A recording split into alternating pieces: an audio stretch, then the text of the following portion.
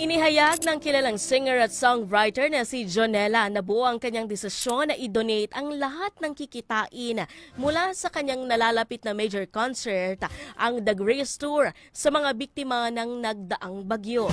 Ang event ay hindi lamang magkakaroon ng worship set kasamang ilan sa mga OPM artists, ito rin ay magiging isang concert for a cause at makakatulong ang bawat dadalo.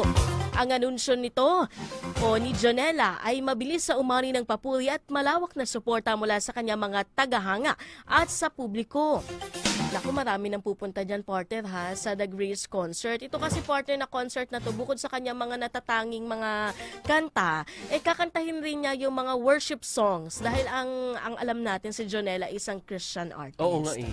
Saktong-sakto Grace Tour. Correct. Para dyan sa mga, kumbaga, sa lantangan ng bagyo. Kung pwede tayong pumunta dyan, bumili na tayo ng ticket. Ang The Grace Tour ay hindi na lamang isang gabi ng musika, kundi isang gabi ng pagkakaisa ng mga Pilipino.